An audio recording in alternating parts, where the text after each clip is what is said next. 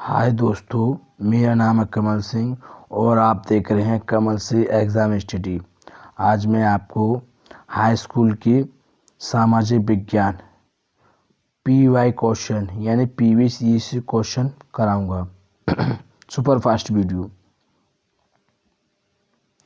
पहला हमारा क्वेश्चन है कि यूरोप का मरीज किसे कहा जाता है। चार ऑप्शन है: तुर्की, इटली, इंग्लैंड और एक है फ्रांस। तो चार में से कौन सा ऑप्शन होगा? यूरोप का मरीज किसे कहा जाता है? तो यूरोप का मरीज आपका तुर्की को कहा जाता है, यानी कि आपका पहला ऑप्शन सही होगा। नेक्स्ट दूसरा पढ़ते हैं। यंग इटली की स्थापना किसने की थी? यंग इटली की स्थापना किसने की थी? तो इसमें से चार ऑप्शन है और चार ऑप्शन आपके ठीक सामने है। तो इसमें से कौन होगा?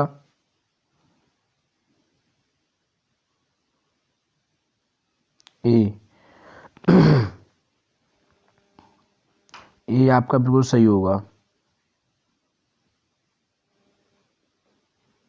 नेक्स्ट तीसरा नंबर लेते हैं। अप्रैल थीसिस किसने लिखी थी? अप्रैल थीसिस किसने लिखी थी? तो चार ऑप्शन है आपके सामने। अप्रैल थीसिस लिखी थी लेनिन ने।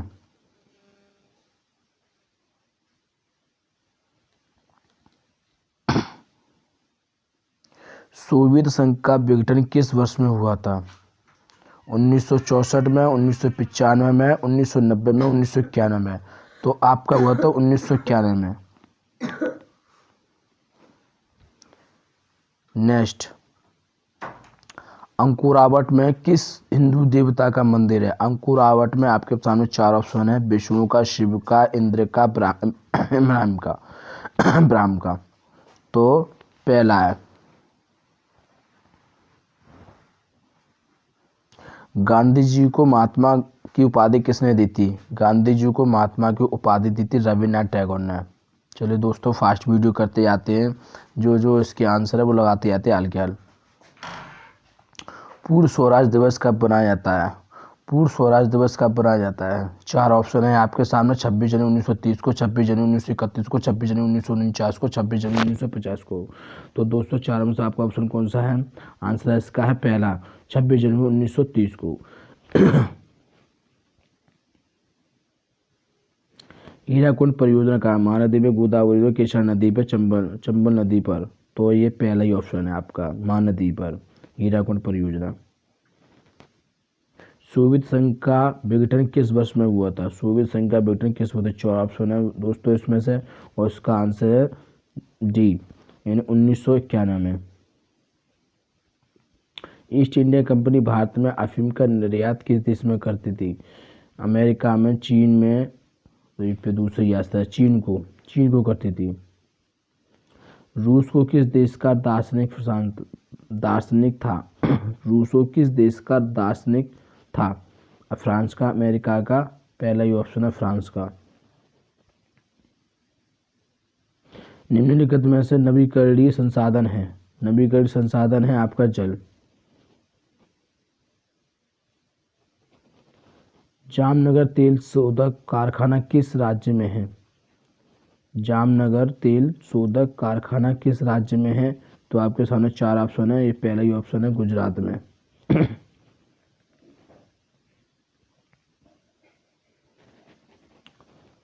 ताराकुंड परियोजना विद्युत केंद्र कहाँ पर है?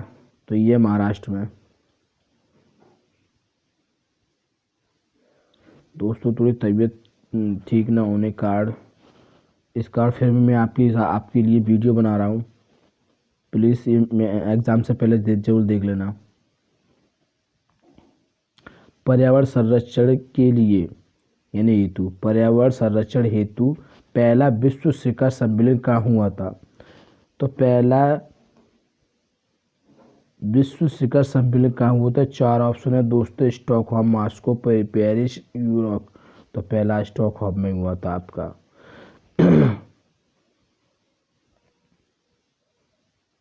1992 ईस्वी में पृथ्वी सम्मेलन कहाँ हुआ था? तो ये होता डी ऑप्शन है आपका, रियो डी जेनेरियो। भारत में कोयले का सर्वप्रमुख उत्पादक कहाँ हुआ है? झारखंड में। इसका ऑप्शन होगा सही, झारखंड में दोस्तों। भारत में सर्वप्रथम को चावल उत्पादक कहाँ पर है? तो 4 ऑप्शन है दोस्तों इसमें से, तो इसका है पश्चिम बंगाल में। भारत में रेडियो का पहला प्रसारण किस वर्ष में हुआ था? तो ये हुआ था दोस्तों 1923 में। पहला ऑप्शन ही ठीक है इसका। भारत में हरित क्रांति शुरू कब हुई थी? भारत में हरित क्रांति हुई थी 1966 में दोस्तों। सूती कपड़ा उद्योग का कच्चा माल है, तो ये कौन सा है? कपास का है दोस्तों, जिससे सबसे ज़्यादा सूती कपड़ा कच्चा माल उत्पादन किया जाता है, बनाया जाता है। रेशम वस्त्र उत्पादन का प्रमुख केंद्र है। रेशम उत्पादक का प्रमुख केंद्र है दोस्तों भागलपुर है। रेशम उत्पादक का भागलपुर। और उर्वरक कारखाना कहाँ पर है? अवस्थित है। उर्वरक कारखाना अवस्थित है, यह पहला ऑप्शन है, बरौनी में। रंग-भेद नीति के विरुद्ध आवाज किसने उठाई? तो 4 ऑप्शन है दोस्तों। पहला है मार्टिन लूथर किंग ने। क्या था? रंग-भेद नीति के विरुद्ध जिसने आवाज उठाई थी वो था मार्टिन लूथर किंग दोस्तों। बी आंसर है इसका। धर्म समुदाय का मुख्य आधार मानने वाला व्यक्ति को कहा जाता है? जातिवादी संप्रदाय नहीं दोस्तों, इसका सेकंड ऑप्शन ही होगा इसका, सांप्रदायिक।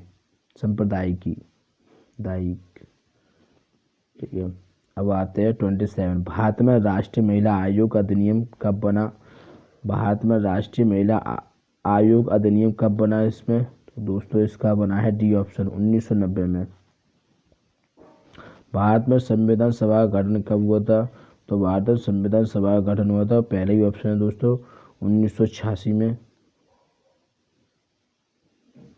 तेलंगाना राज्य का गठन कब हुआ था? तेलंगाना राज्य का दोस्तों इसका पहला ही ऑप्शन है, 2 जून 1914 में। सॉरी 2 जून 2014 में।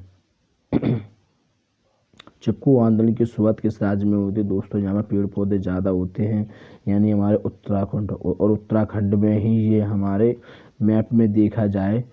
सॉरी दोस्तों, मैप थोड़ा अलग टाइप का बना हुआ है दोस्तों। जो भी बनना है मतलब कुल मिला के ही देख लेना, कम जगह में ही मैं इसे बना रहा हूँ। और दोस्तों सही नहीं बन पाया, कोई नहीं दोस्तों। जो हमारे लास्ट ईयर यहाँ पर हम पूर्णागिरी यानी कि इस साइड में जाते हैं, इस साइड में जाते हैं, तो ये दोस्तों यही हमारा इस साइड में यही हमारा उत्तराखंड पड़ता है मैप के थ्रू में। ठीक है, उत्तराखंड है, यानी चिपकू आनंद यानी कि चिपकू आनंद जो शुरू हुआ था ये गांधी जी के थ्रू, तो वो उत्तराखंड में हुआ था। इसका तीसरा आंसर है।